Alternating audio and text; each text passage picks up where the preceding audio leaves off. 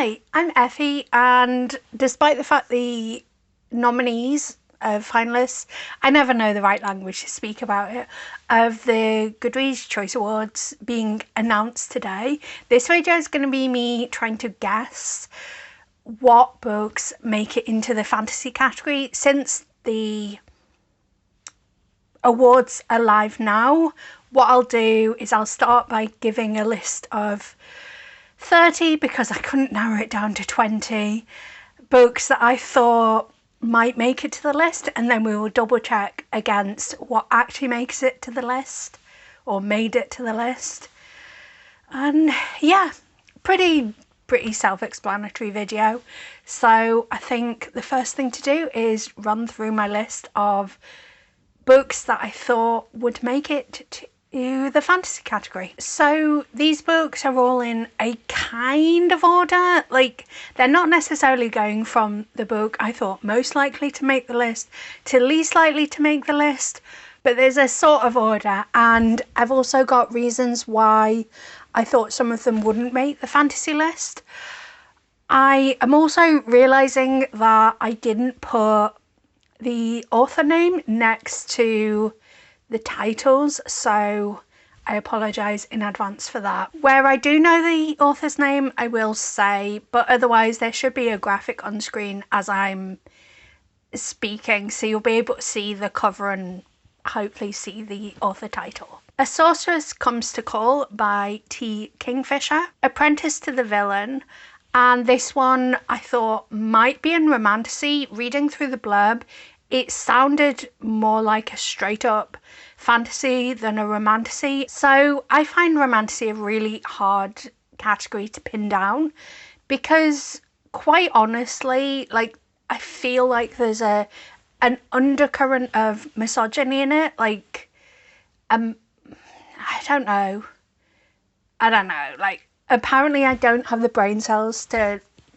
discuss this right now, but essentially I think it's very hard to see where, or at least for me, it's very hard to see where the line between a book being fantasy with a splash of romance and romantasy is. I'm sure there are some, hard and fast rules, but I just couldn't quite pin it down. So the blurb for Apprentice to the Villain didn't seem to have any romance mentioned in it, but Assistant to the Villain was in the romantasy category last year, so I thought it was kind of a coin toss, pretty possible that it would be in romantasy this year. Blood Over Bright Haven, I think, is by M.L. Wang, the author of Sword of Kagan. Emily Wilde's Map of the Other Lands. This is another one I thought could be romantasy, however, the first book in the series was in the fantasy category last year, so I was like, okay, I don't really know. Empire of the Damned by J. Kristoff. Five Broken Blades. I cannot for the life of me remember who the author of that is. Somewhere Beyond the Sea by, oh my gosh, why can't I remember his name? T.J. Klune. House of Flame and Shadow by Sarah J. Maas. This one, I thought there's a pretty high likelihood that it would be in romantasy. I didn't mention earlier how I decided. I am so sorry. I've got like the tiniest bit of a cold and it is like scattering my brain cells. Basically, I did narrow out for things that I thought definitely were going to be romantasy, but the books that I kept on this list were ones where like there's a really strong fantasy plot, and if you take out the romance, the fantasy plot is still pretty strong. So I think there's a pretty high chance that House of Flame and Shadow is going to be on the romantasy list, but I do believe that the fantasy plot is such that it would have stood on its own without the romance. The Blackbird Oracle by Deborah Harkness, is that the author? The Book of Doors, I can practically see the author's name, but I could not remember it for the life of me, I apologise. The Bright Sword by Lev Grossman. The Familiar by Leigh Bardugo. The Foxwife, this is another author I can practically see their name in my mind, but I can't conjure it to my tongue. The Lost Story by Meg Schaefer. I thought that the blurb sounded kind of lit fic, so maybe it's going to be in the, I think, general fictions where they put lit fic. The Tainted Cup by, Robert something. This one has a really strong like mystery thriller vibe from the blurb. It is a fantasy, but the mystery thriller element of it is strong enough that I thought maybe, just maybe, it might be in that category. Voyage of the Damned, another one I can't bring the author's name to my tongue right now. When Among Crows by Veronica Roth. A Song to Drown Rivers. Is that by Anne Liang? I can't honestly remember. And this was another one I thought could be in the romantasy category. An Education in Malice by S.T. Gibson. Lady Macbeth by Ava Reid. The Book That Broke the World by Mark Lawrence. And my reason to not include it was just ew, because I thought the first book in this series was downright paedophilic. So if I had my own way, this book would not be on the list. The Fury of the Gods, John Gwynne, I think. The Night Ends with Fire by KX Song. A Short Walk Through a Wide World by Douglas Westerbeek. An Academy for Liars by Alexis Henderson. I thought this one might be in horror. Evocation by S.T. Gibson. Mirrored Heavens by Rebecca Roanhorse. Mislaid in Parts Half Known by Shona Maguire. The Daughter's War by, I know his first name's Christopher and his second name begins with a B, but I'm not able to conjure the rest of his name up. That is the list. So let us open up Goodreads and let's see which of these actually made the fantasy category, and if ones that didn't make the fantasy category made it to another category. Okay, so we do have a romantasy category this year. I wasn't sure if we were going to, and I can see one of the ones that I'd already excluded, beforehand, actually made it to the fantasy category. But yeah, I didn't know if we'd have a romantasy category, but I was speaking to my best friend whose channel is Head in the Books, and she was basically saying it's such a big thing right now, they'd be missing a trick if they didn't. We have A Sorceress Comes to Call, The Familiar, The Night Ends with Fire, The Bright Sword, The Blackbird Oracle, and then A Sweet Sting of Soul was on my list, but I think it was quite far down. Let's see, what have we got? I'm just looking at like my original list, because obviously I gave you that list of 29 books. But I did have another list that was my master list that had, I think, over 200 books on. So let's see.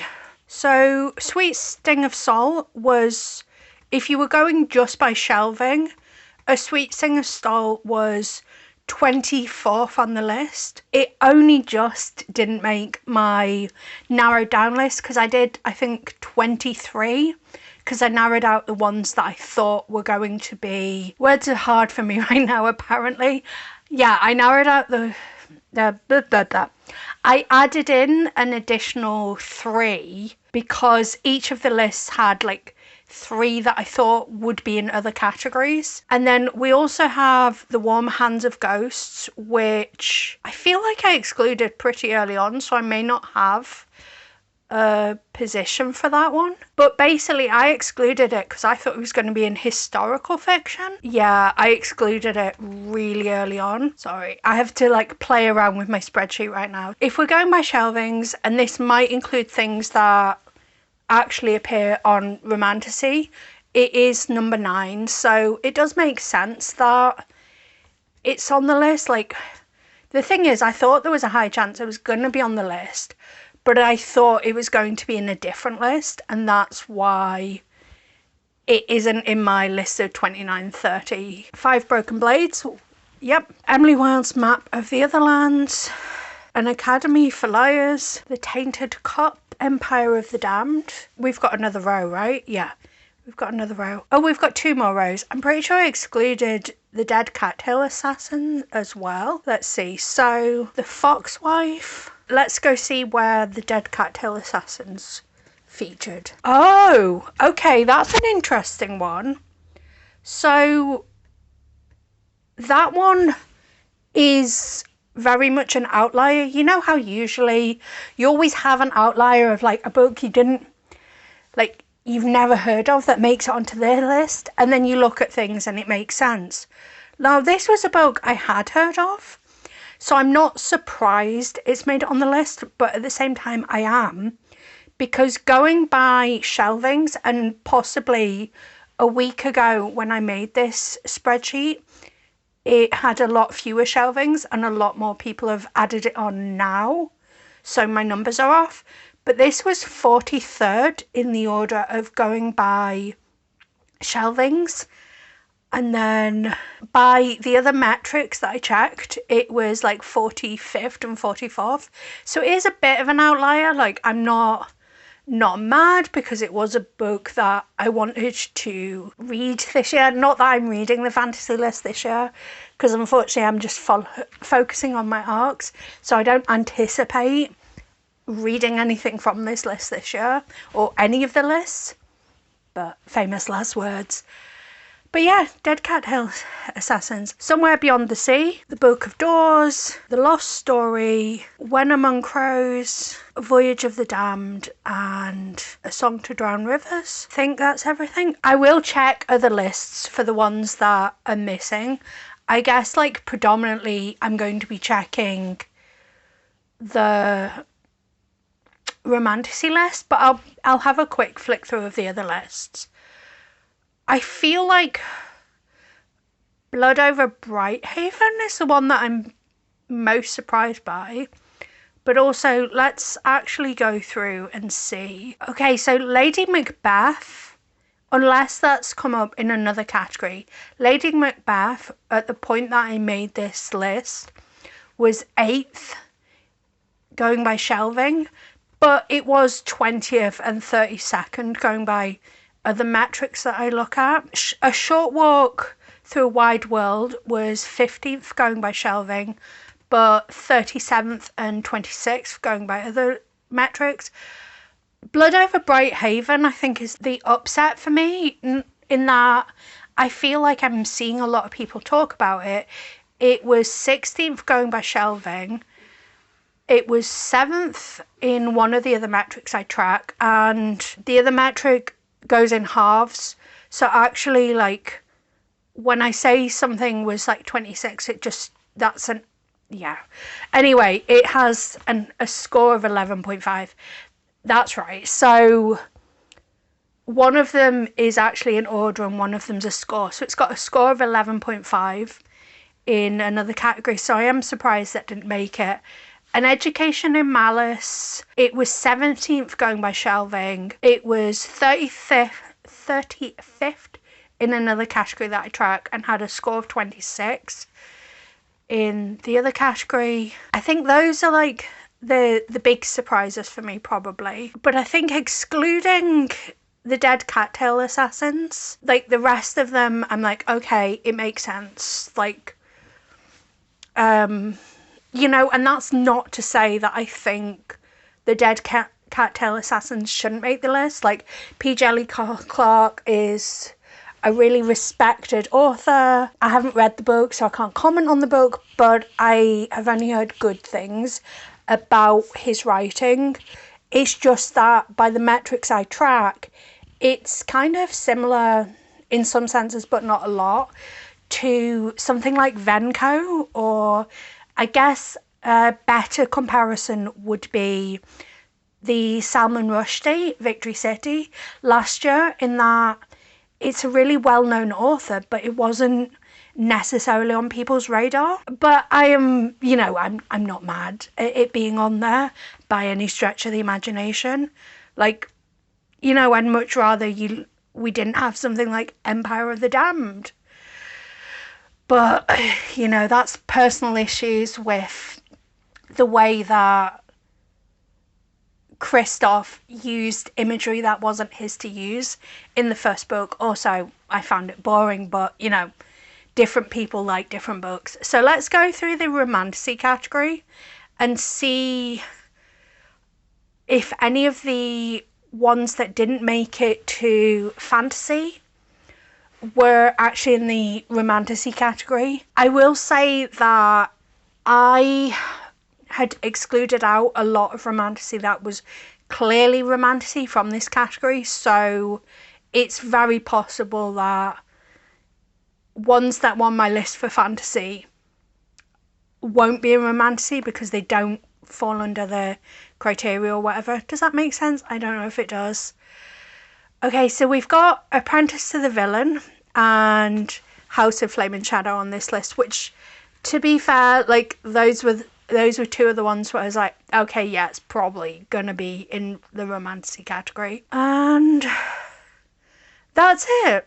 I think I had a lot of the romantasy categories on the romantasy books on my master list, and I excluded them out because I was like, yeah, this is gonna come under romantasy. Okay, so I've been through all of the categories now, and yeah, so Blood Over Brighthaven, I'm surprised, but I'm sure when you get into the stats it'll make sense, maybe. And Leading Macbeth as well, I'm mildly surprised I didn't make it. I don't know. There's always some upsets and stuff. Obviously, because it's decided based on, you know, shelvings and kind of popularity and stuff, you are going to have some really fantastic titles that don't make the list. Like, let me know if you'd like to see a list of books that, like, could have made the list if they were more popular. Does that make sense? I don't know if it does. Let me know if you'd like to see kind of an alternative list to books that didn't make the Goodreads Choice Awards this year, but I thought were absolutely fantastic and were a 2024 or late 2023 release.